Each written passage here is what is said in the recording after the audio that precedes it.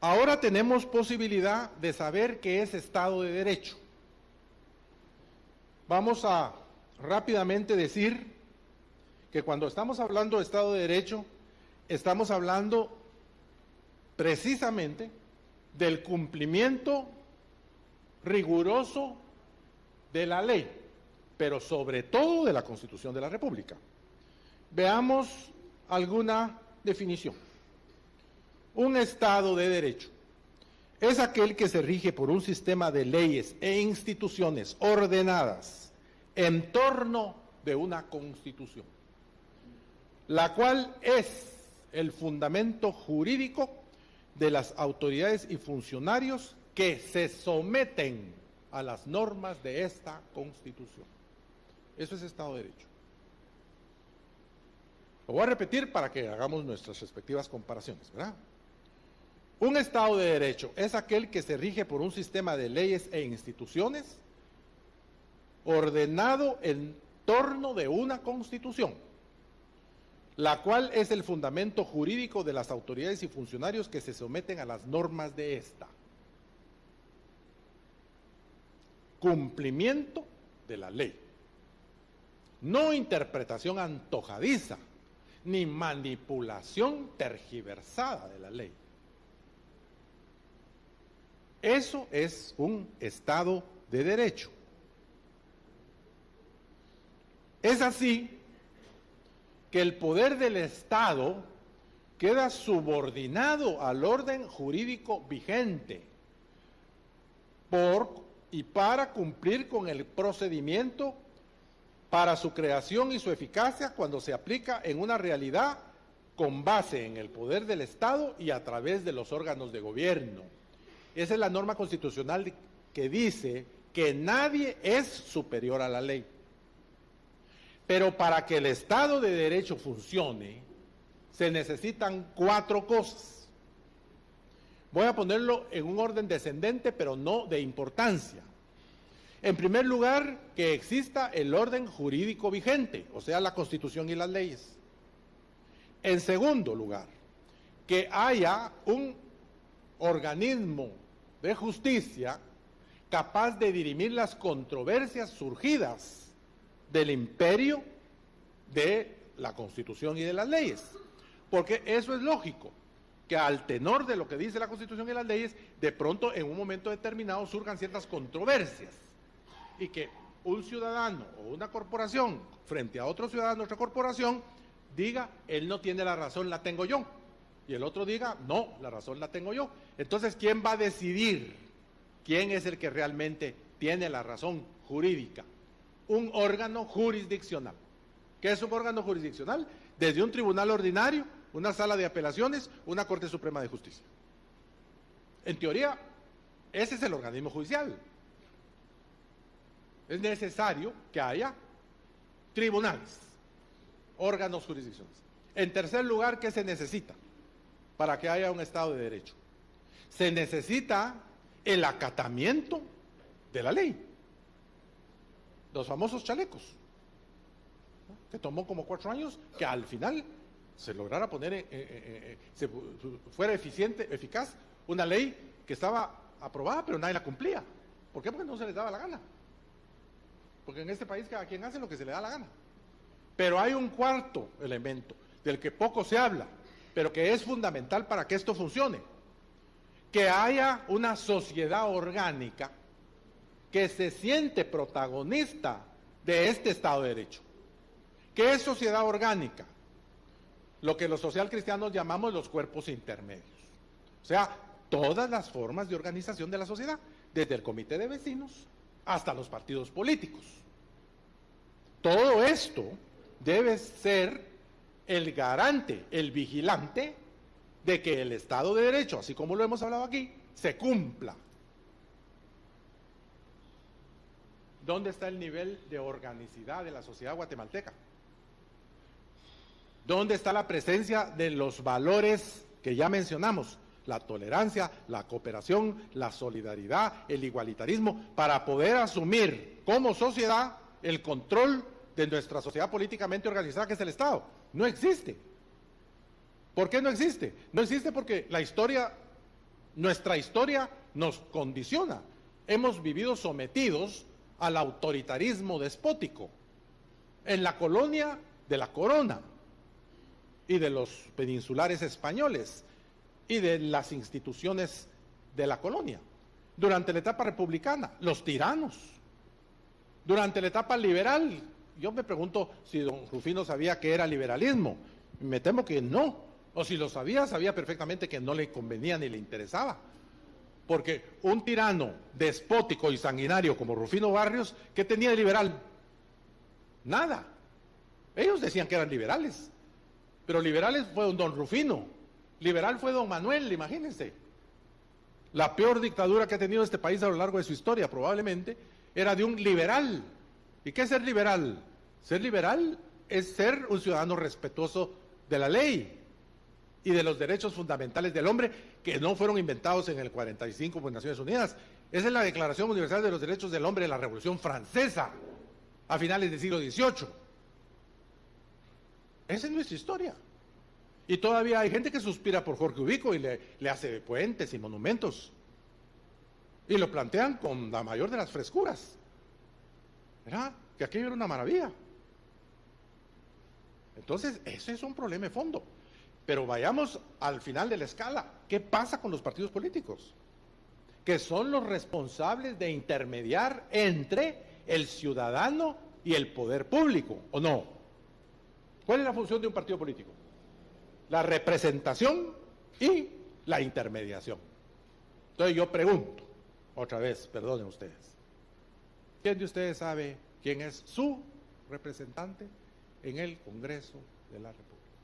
Que levante la mano el que sabe quién es su representante y tiene relación con él, lo conoce, tiene acceso a él. Ninguno, mis queridos amigos, ninguno. ¿Qué clase de democracia es esta? Yo siempre en este momento hago un acto de contrición, ¿verdad? Porque no quiero que después vayan a hacerme una crítica que además es una crítica correcta. ¿Qué hizo usted? Yo fui asesor de la Asamblea Nacional Constituyente y metí la pata cuando no hice un esfuerzo mayor para evitar que esa ley, decreto número 1 de la Asamblea Nacional, cobrara vigencia, porque esa ley no sirve. No sirve. Y les quiero decir que las reformas que se van a aprobar ahora, si es que se aprueban, tampoco sirven. ¿Verdad? Pero les quiero decir una cosa que es terrible, pero es muy aleccionadora. Este país ya tuvo una ley, que es la mejor y más democrática ley de partidos políticos que ha habido en la historia. El decreto 3283 del Consejo de Estado, firmada por Efraín Ríos Montt y por Jorge Serrano Elías. Sería bueno que le echaran una miradita, especialmente los abogados. Esa ley garantizaba por la fuerza el funcionamiento de partidos políticos democráticos. ¿Qué pasó? Votaron al general Ríos Montt y derogaron esa ley. Y en la Asamblea cometimos el inmenso error de no ponerla en vigencia con las debidas actualizaciones y coherencias con el nuevo cuerpo constitucional. Fue un error terrible, terrible. Porque miren, el que paga la música pide las canciones. ¿Quién paga las campañas electorales? Ya sabemos quién o quiénes. Entonces no pidamos que los políticos vengan después a satisfacer las necesidades sociales, si ellos tienen compromisos o no. Y votamos por ellos, esa es la parte más dramática, porque eso es lo que ellos dicen. Yo soy diputado elegido libremente en elecciones transparentes, así que no me venga con cuentos. Yo aquí hago lo que se me da la gana. Entonces, ahí está el problema. Sin esos 4 elementos no hay Estado de Derecho. Y el tema es Estado de Derecho, democracia y política exterior. Ya comenzamos a entender, ¿verdad? ¿Qué política exterior con qué Estado de Derecho? Y la relación entre Estado de Derecho y democracia. ¿Qué democracia? Democracia plutocrática y delegativa. ¿Por qué? Porque en esta democracia el que manda es el que tiene el millón de quetzales para comprar una curul. Por si alguien tiene interés, pues ya puede comenzar a ahorrar. Esa es democracia. Pero lo peor es que es delegativa, porque el ciudadano va, vota y se olvida.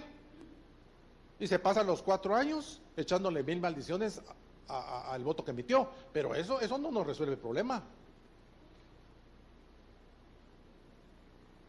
Es un problema de fondo.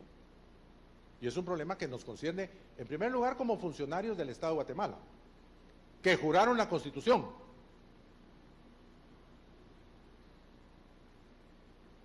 Cuando se les nombró, parte del texto de su nombramiento, dice que se obligan a velar por el cumplimiento de la Constitución de la República. No sé si saben. Entonces pregunto, ¿dónde está esa preocupación por velar por el cumplimiento de la Constitución? Porque sin eso no hay Estado de Derecho. Y sin eso, ¿de qué democracia hablamos? Entonces ahí comenzamos ya a pergeñar cuál es nuestra problemática. La política exterior de este país ha sido determinada por intereses muy específicos, no por el interés del Estado de Guatemala, porque el Estado de Guatemala es un Estado al servicio de unos pocos. No es un Estado al servicio de todos. La Constitución dice que el Estado de Guatemala es un Estado al servicio de todos, incluso del que no ha nacido, dice la Constitución. Por aquello que no hayan leído ese artículo, en el cual se dice que la vida comienza en la concepción, no en el nacimiento. Por eso nuestra Constitución es una de las constituciones más avanzadas de todos los tiempos. Incluso hoy es una constitución de avanzada. Es una constitución de lujo, pero no se cumple. Ese es el único problema, que no se cumple. Porque fíjense que la democracia se gana. Y la democracia costó aquí 200,000 muertos, 50,000 desaparecidos y 50,000 huérfanos. Y lo sabemos, sobre todo los que somos menos jóvenes.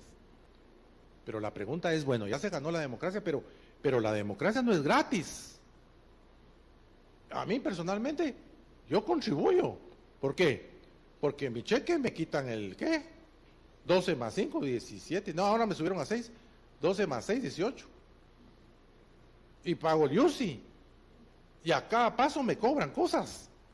Y pago, porque si no, a pesar de que parece que la SAT no sirve para nada, según ya sabemos, pero el caso es de que ahí está la SAT. Entonces yo pago. Pero la pregunta es, ¿y por qué el Estado de Guatemala es paupérrimo? ¿Ustedes saben? Porque ustedes lo saben. Ustedes lo saben.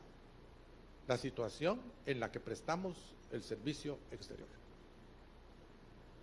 El presupuesto del Ministerio de Relaciones Exteriores no es ni la mitad de lo que debería ser para un mediano funcionamiento del servicio exterior. Mediano. ¿Y por qué? No hay dinero. No hay dinero. ¿Cómo que no hay dinero? En un país que tiene inmensas riquezas que se explotan. Somos el tercer productor mundial de azúcar. Interesante, ¿va? El séptimo productor mundial de aceite de palma africana. El primer productor mundial de cardamomo. ¿Y ese dinero? ¿Y entonces? ¿Para qué sirve la SOAT? ¿Para qué sirven las aduanas? Pues ya sabemos para qué. ¿Ya se dieron cuenta? Yo sí pago. ¿Y a cambio qué recibo? Nada. 40 años de servicio al Estado y como ni modo. ¿Verdad? Ni modo que me iban a dar a mí, ¿cómo se llama? Durante los 12 años que fui consejero electoral recibía dietas. Entonces, no me cuentan, ¿verdad? Los 8 años que fui diputado, pues tributé, pues. Los 2 años que fui ministro de Estado, total, a mí me tocan como 450 quetzales de jubilación, mejor ni fui. No me alcanzan ni para la gasolina de una semana. Ese es el tema. De eso querían que viniera a hablar. Y a eso vine. Porque aquí el desafío es un desafío de fondo. Ustedes no solo son funcionarios, ustedes son ciudadanos, porque tienen las calidades. Ustedes no pueden alegar ignorancia. Y les advierto una cosa, para los que crean que los guatemaltecos son, como se dice, vienen de arrear pijijes, no se equivoquen. Y los cambios vienen, se los garantizo. Antes de 20 años, este país cambió. La pregunta es ¿hacia dónde cambió? Porque el cambio por sí mismo no garantiza el éxito en la consecución de los valores que hemos planteado aquí, que son valores que están en la Constitución de la República. No los estoy inventando yo. Y todos juramos la Constitución, porque somos servidores públicos. Entonces nuestro primer deber es conocer. Ese es nuestro primer deber, para clarificar la realidad. Así se llama la cosa esta.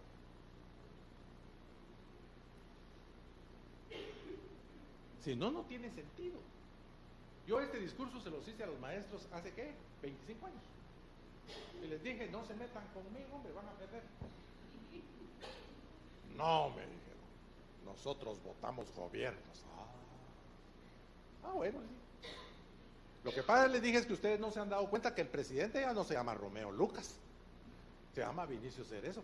Y el presidente Vinicio Cerezo fue electo por el pueblo de Guatemala. Eso sí, nadie lo puede negar. Y la gente votó por Vinicio con un propósito muy concreto, para que cambiara el país. Que no lo hizo, es otra historia. Pero para eso lo dijeron.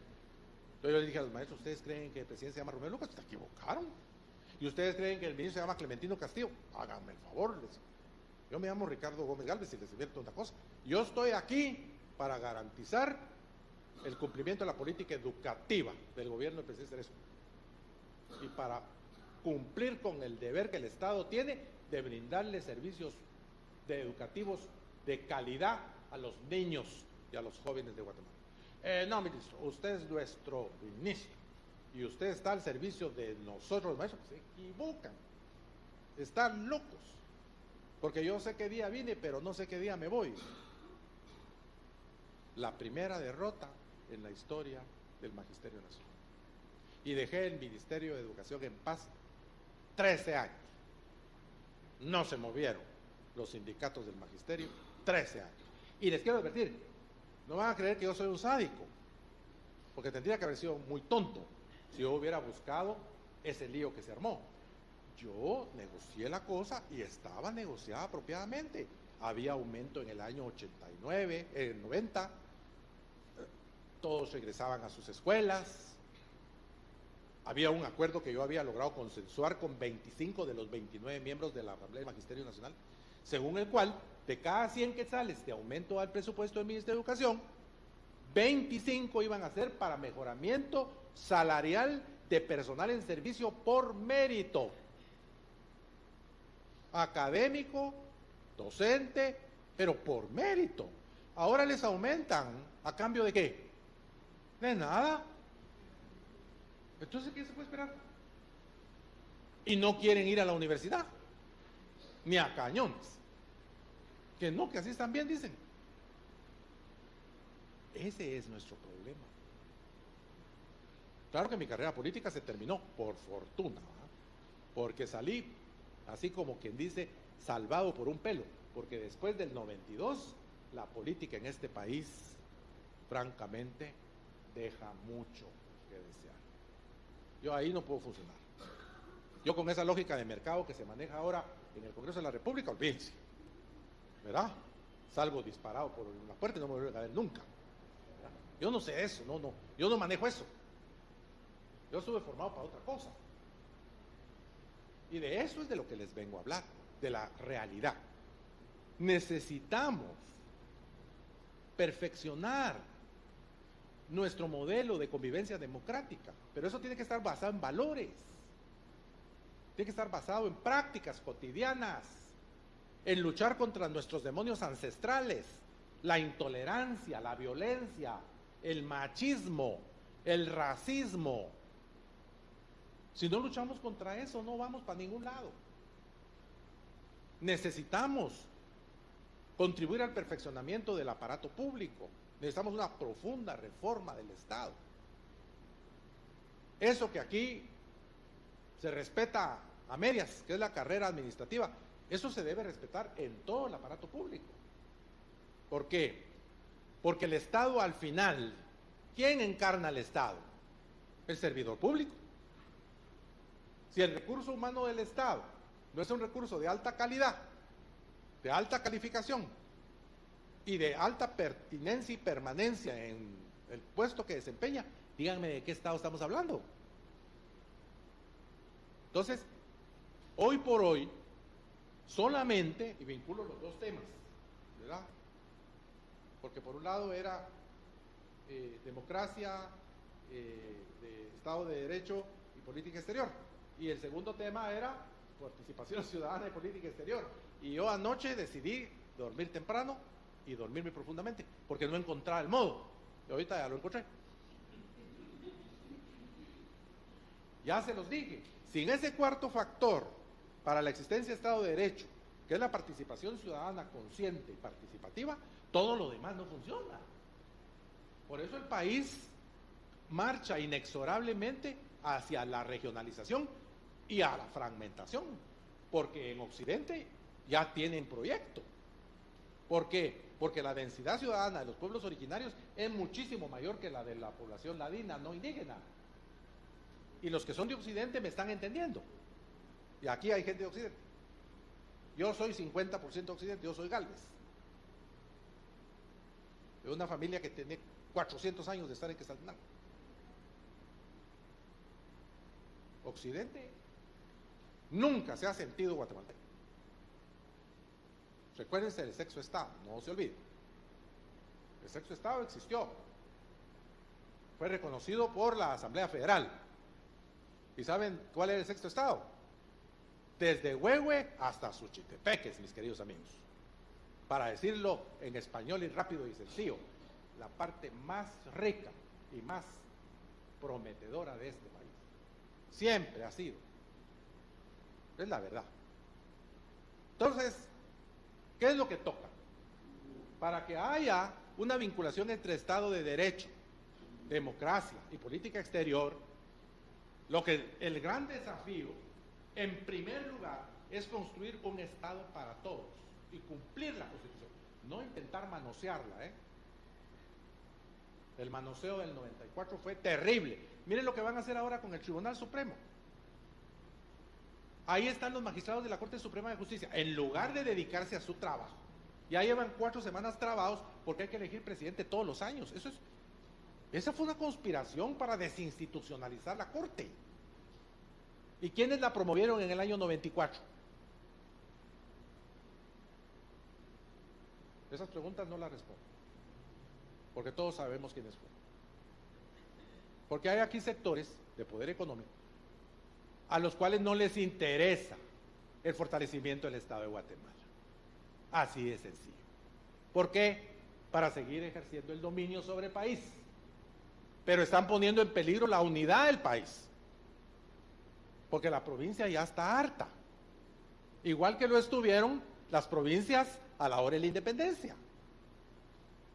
¿Me entienden? Ayer los Aycinena, hoy no digo quiénes.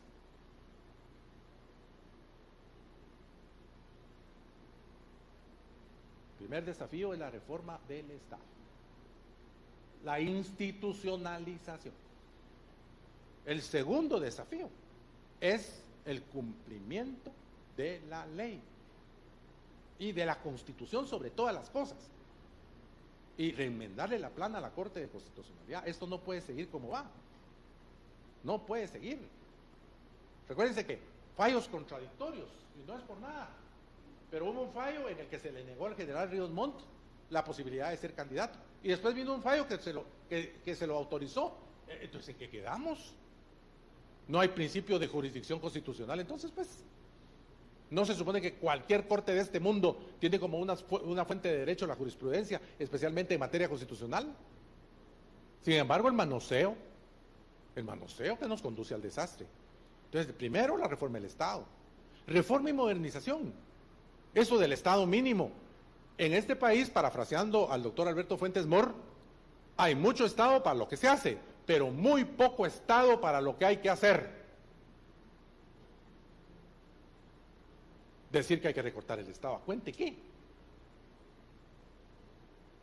Todavía tenemos un gran desafío en materia de calidad de escuela primaria. Ya tenemos 95% de cobertura, pero miren ustedes la deserción y el fracaso, 50%. O sea que para los efectos prácticos solo estamos otra vez en 50%. Los niños que terminan escuela primaria son el 50%. Pero solo tenemos 20% de cobertura de escuela secundaria. Eso es un desafío terrible, porque ¿por qué creen que hay mareros? No me vayan a decir que porque el diablo los inspiró. Los mareros es el producto de la descomposición de la sociedad, es el producto de la miseria, es el producto de la violencia intrafamiliar, es el producto del machismo, es el producto del prejuicio y del atropello. Ahí se forma el marero, el que nos roba el teléfono, el que mata en la calle.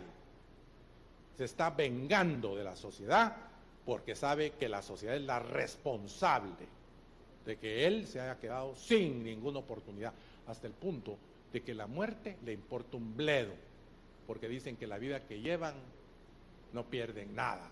Bueno, ¿por qué en Costa Rica no hay esas cosas? Perdónenme otra vez No, ahí me equivoco.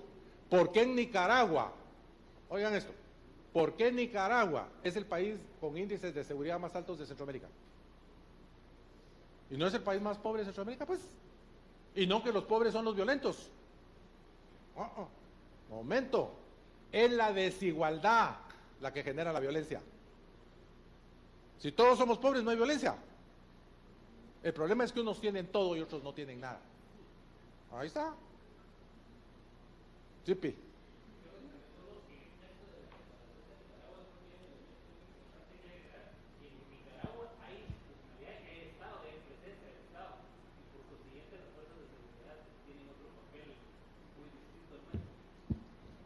Te agradezco mucho, porque hay un temita que se me está quedando en el tintero y que lo vamos a tramitar ahorita,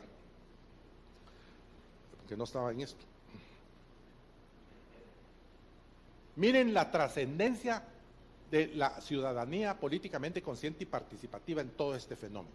Sin eso no hay política exterior, porque la política exterior la van a trazar las élites a medida de sus intereses y de su conveniencia. Es lo que han venido haciendo desde la colonia, ¿verdad?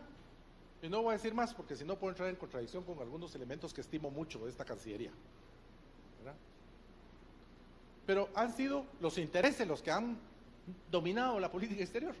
Cuando la política exterior, entonces les voy a leer un documento del Perú que me pareció interesantísimo y por eso me permito traerlo a cuenta. Dice, este es un documento de 2013 en el que es una matriz para el diseño de la política internacional de la República Peruana.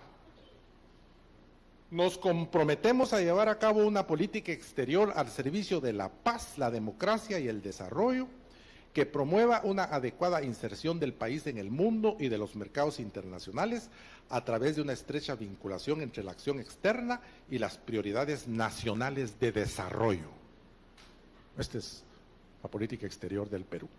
Dice, promover un clima de paz y seguridad a nivel mundial, hemisférico, regional y subregional, con el objeto de crear un ambiente de estabilidad política y de fomento de la confianza necesarios para facilitar el desarrollo de nuestros países y la erradicación de la pobreza.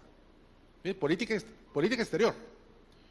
En este marco se otorgará particular énfasis a la reducción del armamentismo y a la promoción del desarme en América Latina.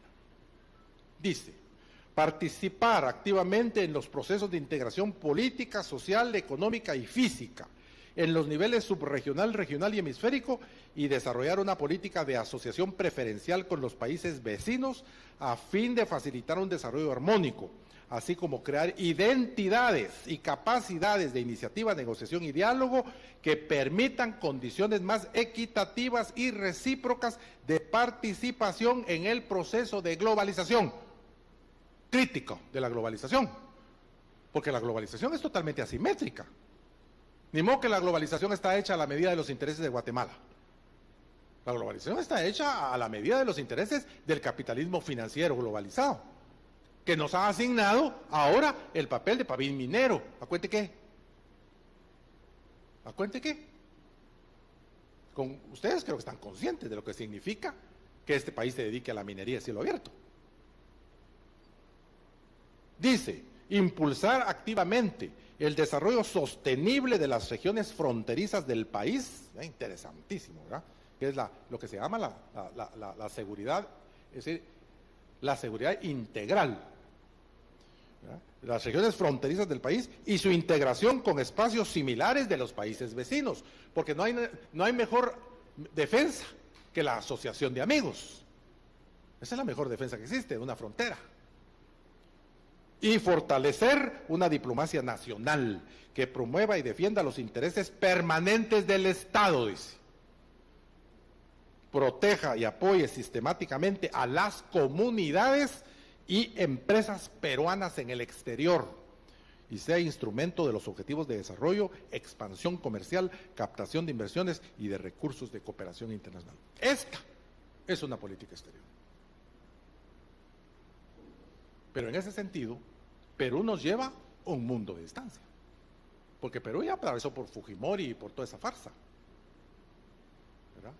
Perú, sin que eso signifique que Perú sea una maravilla. No quise traerlo de Ecuador para no cargar mucho la mano, ¿verdad? Porque si no, pues, me podrían haber acusado de ser, ¿cómo se llama? Socialista del siglo XXI, y de eso no tengo nada. Pero eso sí es una política de consenso nacional. Una política al servicio de los intereses vitales de un país. Pero para eso se necesita que el país exista. Y para que exista el país se necesita una conciencia ciudadana. Sin eso no hay nada. Entonces, siempre, y eso es interesantísimo, el caso Nica, ¿verdad? Así balanceamos la cosa porque ya mucho Costa Rica, ¿verdad? El caso Nica es un caso paradigmático. ¿Por qué Nicaragua es el país más seguro de la región? Porque en Managua uno puede salir de parranda y regresar a las 3:30 de la mañana, igual que en La Habana, y no pasa nada. No pasa nada. ¿Por qué la policía nicaragüense es la policía menos corrupta de América Latina? No voy a decir que la que no es corrupta, porque donde hay policías hay corruptos, eso ya sabemos. Eso, no hablar de los políticos porque si no también no debo hacerlo. Pero donde hay policías hay corruptos. Pero es la menos corrupta de América Latina. Cuando en Nicaragua $20 es un montón de dinero. Ahí está. Por el pacto interelitario producto de la transición del gobierno sandinista a el gobierno de doña Violeta Chamorro. Ahí estuvo el punto. Lo que aquí no ha habido. Se sentaron en la mesa los verdaderos actores. Se sentaron los sandinistas, los líderes liberales de Nicaragua, que son líderes históricos, la empresa privada, el ejército sandinista, ¿cierto? Y no los intereses de los Estados Unidos. Y ellos decidieron que de ahí en adelante los sistemas de seguridad y defensa de Nicaragua no iban a responder a ningún partido político. Y entonces se dividieron los sandinistas y los liberales la integración y la comandancia del ejército y de la policía y especialmente de los servicios secretos. ¿Qué garantizó esto? Que los servicios de inteligencia y de seguridad de Nicaragua no están al servicio de las élites económicas de Nicaragua, ni están al servicio del sandinismo, ni están al servicio del Partido Liberal. ¿Por qué? Porque se vigilan los unos a los otros. Pero hay algo más. Desde el gobierno sandinista, que por cierto, erradicó totalmente el analfabetismo, generó escuela primaria para todos los niños nicaragüenses y garantizó servicios de salud de calidad mejores que los de Guatemala para la población nicaragüense. Eso lo hizo el gobierno sandinista. Que a mí no me guste Daniel Ortega y no me gusta el sandinismo es otra historia. Los hechos son esos, ¿verdad? Bueno, entonces, en ese pacto, en ese acuerdo, se garantizó que los niveles de desigualdad no se dispararan en Nicaragua. Entonces, Nicaragua es un país pobre, es el país de menos renta per cápita de Centroamérica. pero es el país de indicador de Gini más bajo, o sea, el que tiene menos desigualdad. Incluso ahorita Costa Rica, que andaba también muy bien calificado, comienza a tener ya problemas. La desigualdad en Costa Rica ya se está comenzando a marcar por razones obvias. La globalización, todo lo que toca, lo contamina. Entonces, ya sabemos que la globalización es asimétrica. La globalización está hecha a la medida de los países poderosos, no a la medida de nuestros intereses, con mucho respeto por los patrocinadores, ¿verdad? Pero todos estos pactos comerciales, los estados no los lanzan inocentemente, los lanzan ¿para qué? Para ganar. Entonces, ¿cuál es nuestra obligación? Defendernos, pero racionalmente, porque en un mundo como este no podemos decir, no, nosotros vamos a pertenecer a otro mundo. No, este mundo es este mundo. Y Daniel Ortega, ahí donde lo ven, ahora es católico devoto, de misa dominical, discípulo predilecto de Monseñor Obando y Bravo, y ya dijo que sí es marxista, pero que ya no como antes, y toda la historia. Y todos en Nicaragua están contentos. Esa es la parte más dramática, incluidos el gran capital guatemalteco que ya está metido en Nicaragua. Y que cuando uno les habla del tema, ¿verdad?, le echan 1000 maldiciones a Daniel Ortega, pero cuando uno les dice, bueno, entonces hay que quitar a Daniel Ortega, no, hay que se quede, ahí está bien. ¿Por qué? Porque él tuvo el talento político de meter a todas las élites en el mismo huacal a favor de Nicaragua. ¿Se dan cuenta? Ese es el tema. Aquí no hay un pacto de élites, aquí lo que hay es un lío entre las élites. Y el precio de ese lío entre las élites lo estamos pagando todos, porque parte importante de las causales de este clima que vivimos, especialmente que las élites no se ponen de acuerdo, con un problema muy grave, y es que ya no están las élites de antes nada más, ahora están las nuevas, y las nuevas ¿saben cuáles son? Son los capos del narcotráfico, que tienen su propia agenda política, y que tienen suficiente dinero para copar los cargos que ellos quieran. Miren la aduana. En este momento en la aduana, ¿saben qué hay? Una trifulca. El gobierno está tratando de quitarle la aduana a la mafia. Imagínense, ¿dónde se ha visto semejante cosa? Y es la corrupción de la aduana la que tiene las finanzas públicas prácticamente en la quiebra. Ustedes saben que dinero fresco para el mes entrante no hay. Y por eso el Congreso tiene que aprobar ese préstamo. Préstamo para pagar préstamos. Porque si no, no hay dinero fresco para pagar la planilla en el mes de noviembre. ¿Por qué? Porque la aduana no funciona.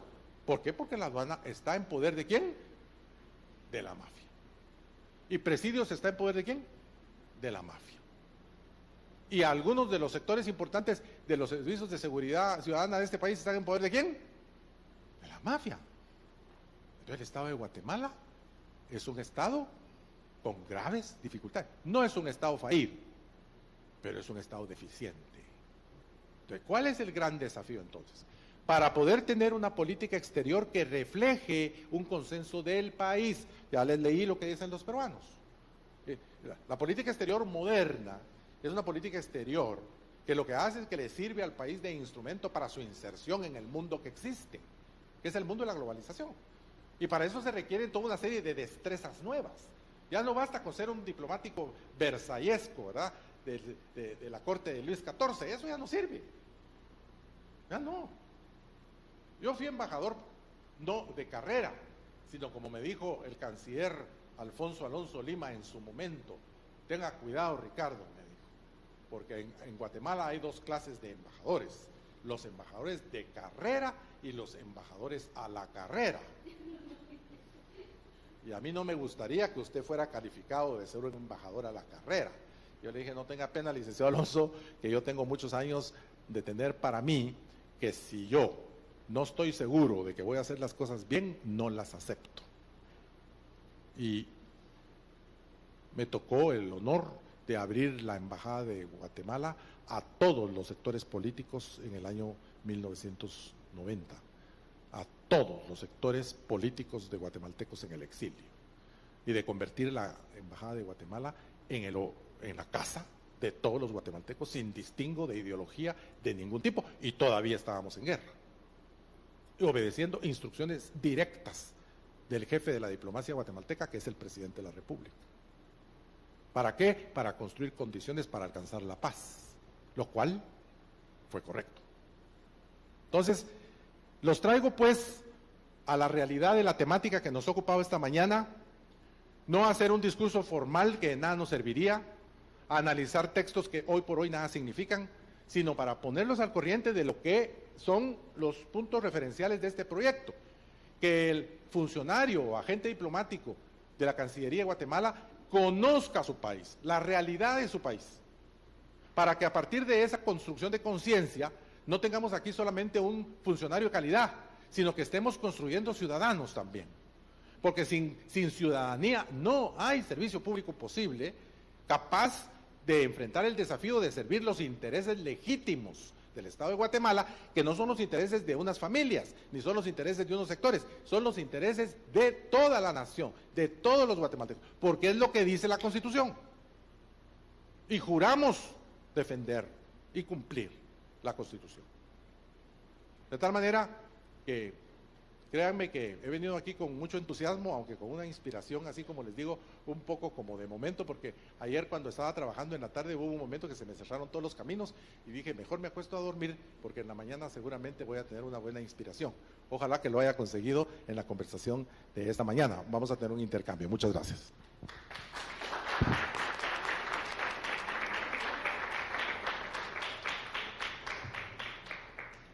Ahora sí, por favor, comentarios, o preguntas, o aclaraciones, ¿verdad? Cualquiera que sean estas, pero que reflejen que efectivamente hemos tenido una comunicación. ¿Quién comienza?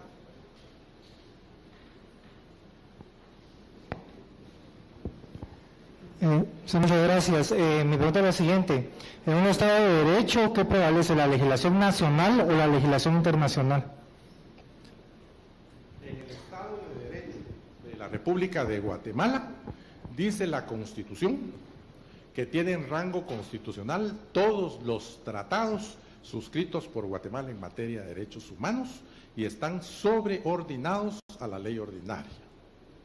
De tal manera que todos los temas que ya tenemos sobre la mesa, como pena de muerte, delitos de lesa humanidad, todos están sobreordinados a la legislación ordinaria y tienen rango constitucional.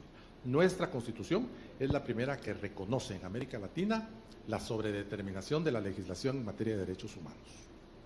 O sea, prevalece, según la pregunta, el derecho internacional humanitario. ¿Solo humanitario? Sí, pero el derecho internacional humanitario sobredetermina también otros ámbitos del derecho, la economía, lo laboral, lo social, etcétera. Sí. Otra. Sí. Sí, Guatemala actualmente tiene relaciones diplomáticas con Taiwán y no con China. En este caso, ¿por qué Guatemala no tiene relaciones diplomáticas con Kosovo? Si es relativamente el mismo caso Taiwán con Kosovo. Bueno, la verdad verdadera es que son dos casos completamente distintos. Kosovo no tiene ninguna trascendencia para el país. Es una buena forma de tener un Estado amigo más.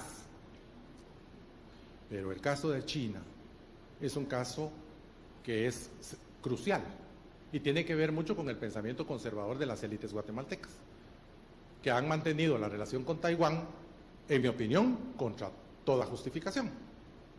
Es cierto que Taiwán ha sido un buen amigo, ¿verdad? Es cierto que fue muy buen amigo de las élites para la guerra, por ejemplo, ¿verdad? Recuérdense que el gobierno de los Estados Unidos prohibió el apoyo militar al ejército de Guatemala durante la guerra. El gobierno de Estados Unidos prohibió el apoyo al ejército de Guatemala durante la guerra. Lo prohibió por la violación a los derechos humanos. Eso es en el papel. En la realidad fue el lío de Belice. No se olviden que Laugeros quiso invadir Belice. Y eso no lo perdonó la Gran Bretaña. Y ustedes saben que donde van los británicos van los americanos. Sin embargo, la justificación fue por violación de derechos humanos. Pero después, Taiwán ha sido buen amigo para otras cosas, ¿verdad? nos regaló una carretera ahí, la carretera Jacobo Arbenz, dicho sea de paso. Está bien. Pero de lo que estamos hablando con la China es que si los chinos nos asignan el rol de producir para la China palillos de dientes, no tenemos capacidad de surtir el mercado chino. El mejor ejemplo de lo que está pasando en Centroamérica en relación con la famosa relaciones bilaterales con la China continental es el caso de Nicaragua y de Costa Rica, especialmente de Costa Rica. Yo lo viví porque yo era asesor del Ministerio de la Presidencia en Costa Rica cuando el presidente Óscar Arias Sánchez anunció, sin avisarle a nadie, pero así como lo escuchan. Yo trabajaba directamente con la ministra de Comunicación Social de la Presidencia de Costa Rica y ella no sabía lo que iba a pasar esa mañana. Se presentó el presidente Óscar Arias y anunció la ruptura de las relaciones con Taiwán y la apertura de las relaciones con la China continental, con la República Popular China. Todo el mundo estaba absolutamente sorprendido. Vayan a ver los indicadores en materia de intercambio comercial entre la China y Costa Rica.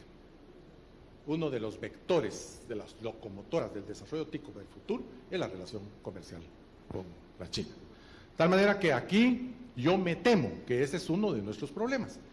La política exterior se hace a partir de intereses legítimos. El interés legítimo es el interés del Estado de Guatemala.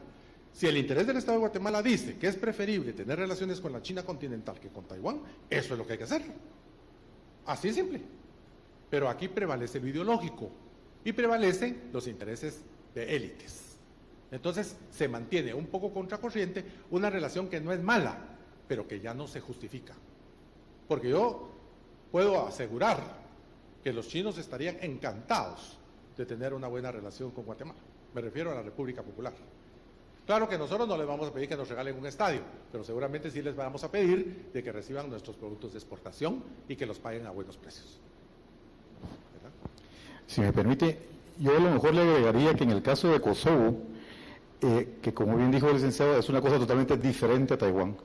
En Taiwán estamos haciendo un reconocimiento de China, pero de la China previa a la Revolución de Mao. Es decir, de la China que fue fundadora de las Naciones Unidas. Porque de hecho, Taiwán siguió representando los intereses de China hasta el año 72, cuando expulsaron a Taiwán de las Naciones Unidas y aceptaron a la República Popular China.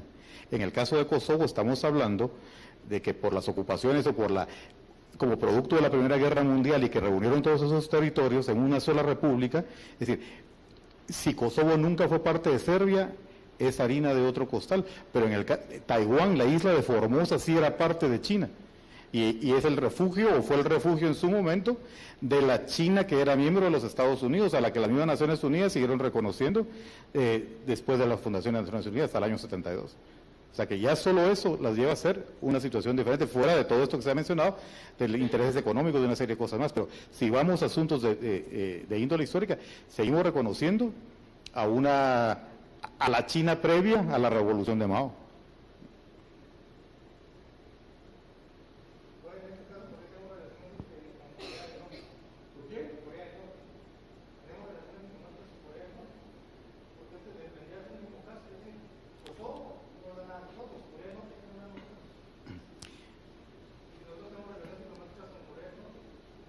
Pero es que Corea del Norte es un estado independiente, Kosovo no, mientras Serbia, o mientras Kosovo no se independice de Serbia, como quiera que sea, pero mientras Kosovo siga siendo parte de Serbia, voluntaria o forcivoluntariamente, su historia es otra, pero en el caso de las Coreas es totalmente diferente porque la comunidad internacional aceptó que la Corea original se dividiera en dos, en el paralelo 38 se dividieron y entonces el norte sigue siendo un estado independiente, totalmente.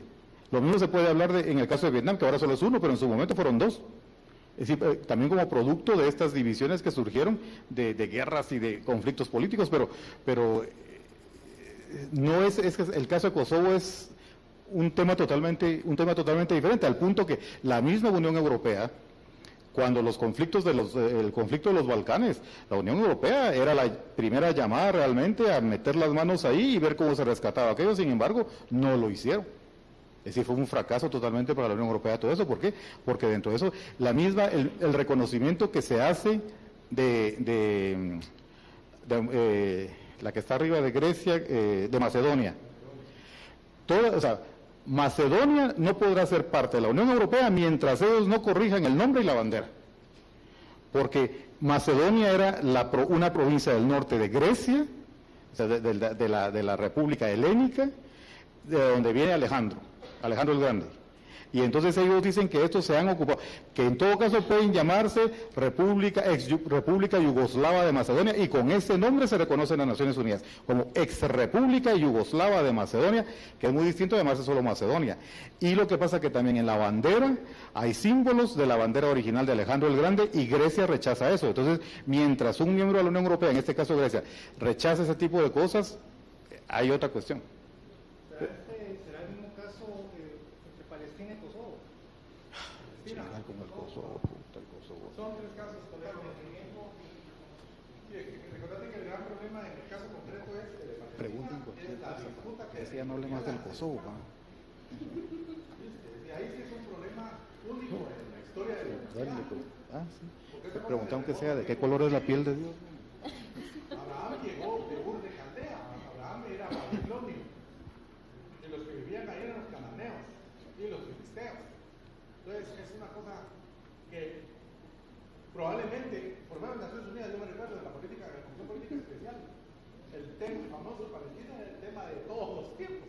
Sigue siendo. Sí, ese es un tema paradigmático que no tiene comparación con ningún otro. Naturalmente el Estado de Guatemala en ese sentido ha orientado su política, a mi juicio, de manera muy práctica. Es lo correcto.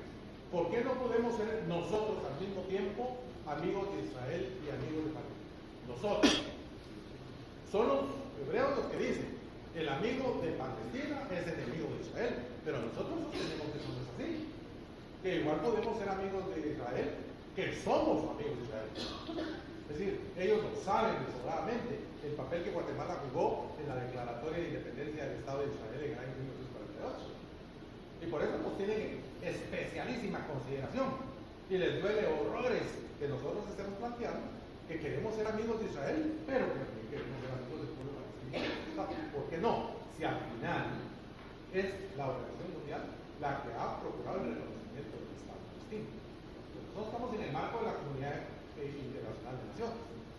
Ahí otra vez la cuestión ideológica se introduce de parte de un Estado que, dicho con todo respeto, es un Estado que se declara Estado elegido, pues, porque es ni más ni menos que el Estado bíblico, el Estado del pueblo elegido. Entonces, para ellos es muy lógico que el amigo de tu enemigo no es tu amigo. Pero para nosotros, que no somos el pueblo elegido, para nosotros sí podemos ser amigos de los israelitas y de los palestinos. Son tres casos distintos. Pero son casos interesantes, porque sí demuestran, en mi opinión, una maduración de la política internacional de Guatemala. Nos hemos ido alejando cada vez más, de manera saludable, de la tutela de la política internacional y mundial de los Estados Unidos de América. Creo que eso es saludable, porque nos da un nivel de dignidad, no de autonomía, porque autónomos no somos, pero sí de dignidad. Recordemos que el tema de la dignidad es un tema central en la construcción de lo que hemos hablado aquí. Cuba es un caso paradigmático por una razón muy sencilla, porque el pueblo cubano es un pueblo libre, eso nadie lo puede discutir. Independientemente de que le guste a uno o no, si es el caso.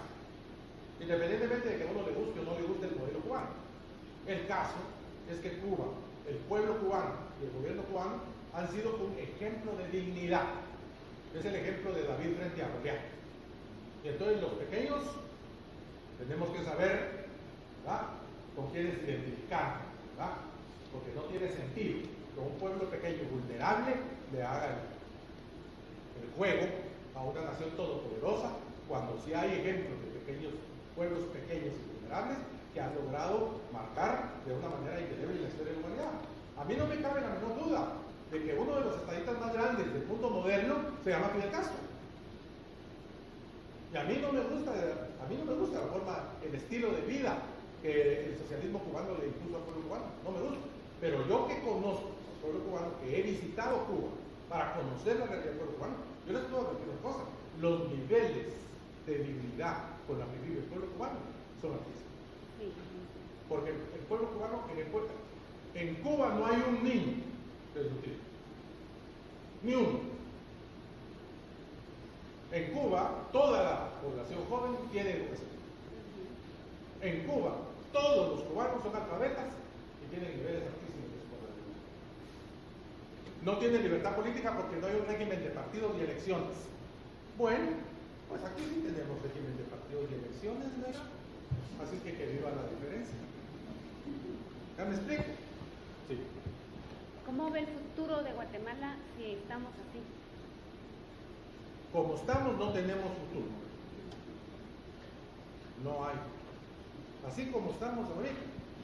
Fíjense bien, ahora si se cumpliera la Constitución, las cosas serían de otra manera. Pero el tema es cumplir. Ahora, ¿que podemos cambiar eso? Sí podemos. Porque tenemos la riqueza.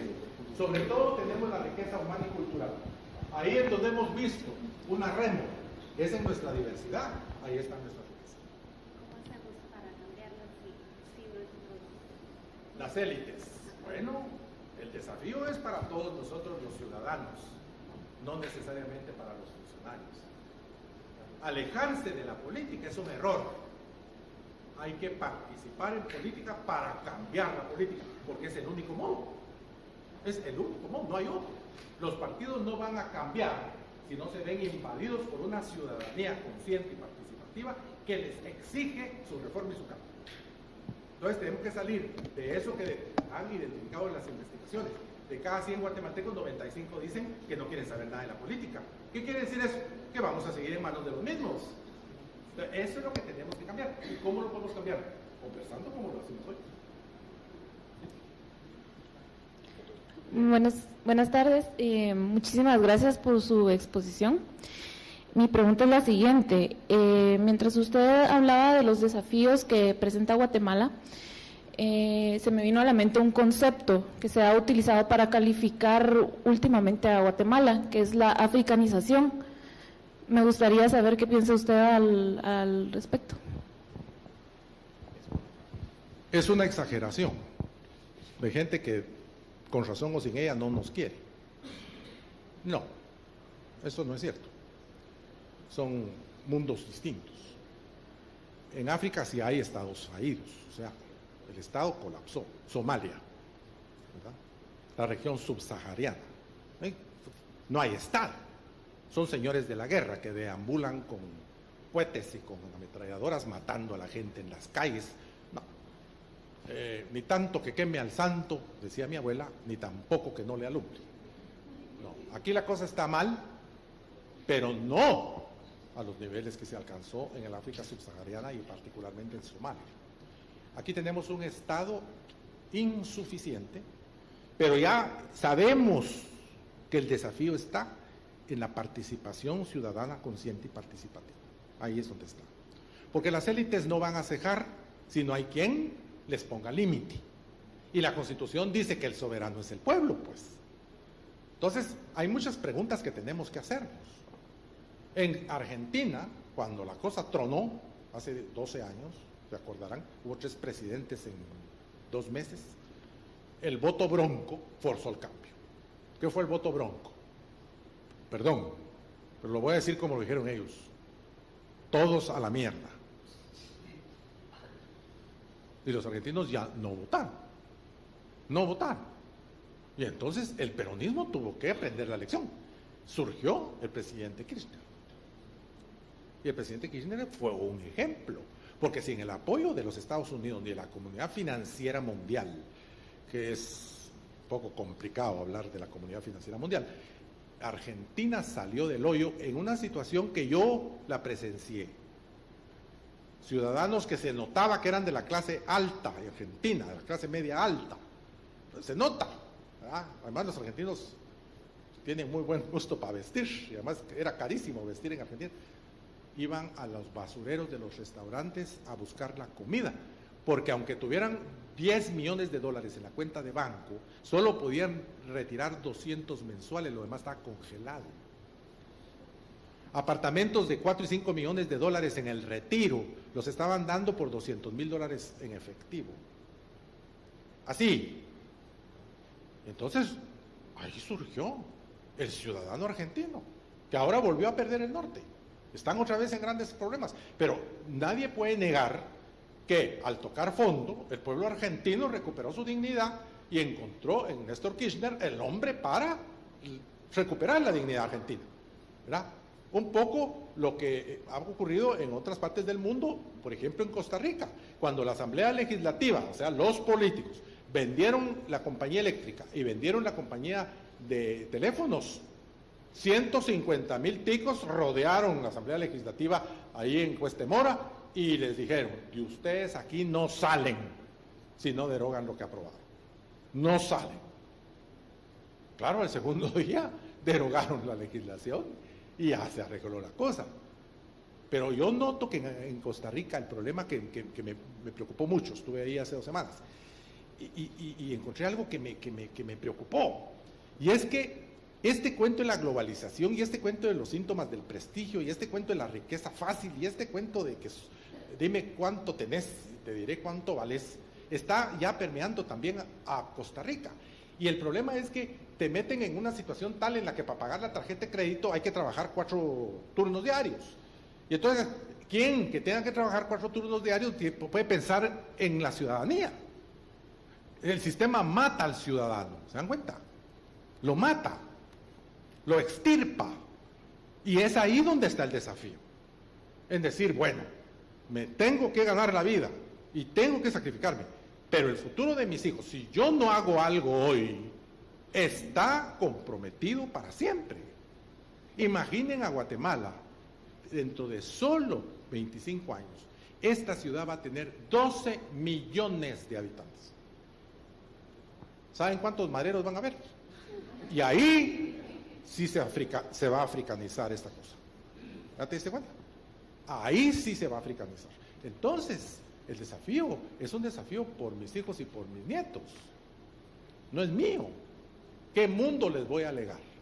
Tal vez ese razonamiento, más un liderazgo providencial que no veo por ningún sitio, puede ser una fórmula para retomar precisamente estos objetivos que producen como resultado una política exterior que represente los intereses legítimos de un Estado que nos representa a todos. Bueno, ahora sí, muchas gracias. Les agradezco mucho su atención.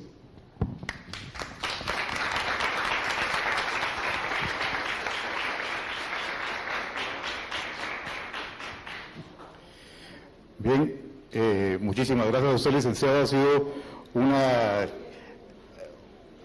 exposición excelente realmente, porque, como usted bien dijo, esto se pudo haber llevado de manera teórica, venir aquí a esbozar una serie de conceptos y de cosas que muchas veces en la realidad no se dan, especialmente en sociedades tropicales, donde la ciencia muchas veces se estrella contra el muro de ciertas realidades. Una de ellas, usted lo mencionó muy bien, el querer tener un solo país en el que no se respetan las identidades o los intereses de las diferentes regiones. Usted dijo algo que me llamó mucho la atención, y solo alguien que puede tener la mitad de su vida proveniente de esa región, del occidente, lo puede entender de esa manera. Yo muchas veces lo digo en juego, porque yo también vengo, como yo le llamo, del Estado Libre Asociado de los Altos. Usted dijo algo, antes de ser guatemaltecos, somos del Estado de los Altos. Es una realidad histórica que este país siempre ha negado, al punto que en los libros de historia no aparece. Y si se menciona el Estado de los Altos, una pasadita por ahí, sin entrar a ver lo que aquello realmente significó. Y no era una falta de nacionalismo o de identificación hacia la Federación Centroamericana, porque de hecho ellos quisieron ser parte de la Federación Centroamericana. Y de hecho, como yo le decía a alguien del proyecto, cuando usted mencionó eso, en este país donde se celebra con más bombo y plato el 15 de septiembre, es ahí, no es aquí, es ahí.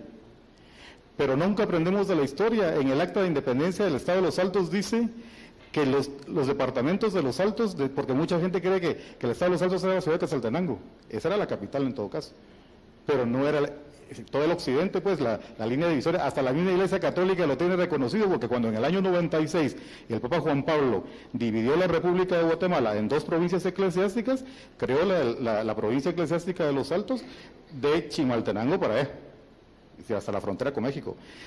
Pues en el acta de independencia dice, alguna vez usted lo habrá visto, dice, se separan por el desdén, porque esa es la palabra que se utilizó, por el desdén con el que el gobierno de Guatemala trata los asuntos de los departamentos de los Altos. Y ese mismo desdén, pueden ustedes tener seguro, que sigue existiendo hasta el día de hoy. Porque para tributar, ahí estamos, pero para verle de regreso la cara que como que no mucho. Y está bien, porque otras regiones a lo mejor tienen más necesidades que nosotros, pero esa falta de unidad también no nos puede llevar a ningún lado, no nos puede llevar a ningún desarrollo, porque si no hay una integración en la que todo el mundo crea, es decir, libremente sobre las bondades de pertenecer a una unidad política mayor, eso no va a existir. Y estoy seguro que si el día de hoy hiciéramos ahí libremente una encuesta, un sondeo entre esa gente, que qué prefieren, si crear su estado de los Altos o seguir formando parte de esto, no creo que la República de Guatemala fuera a salir muy bien parada de aquí. Pero en fin, en todo caso, solo es un pequeño comentario. Muchísimas gracias por su participación. Obviamente usted es una persona con mucha experiencia y lo ha venido a demostrar acá, y gracias por compartirlo con nosotros. Y con ustedes, como siempre, bueno, ahora tenemos un poco de más tiempo, así es que no se pueden quejar. 2 de la tarde en punto, baño incluido. Ah!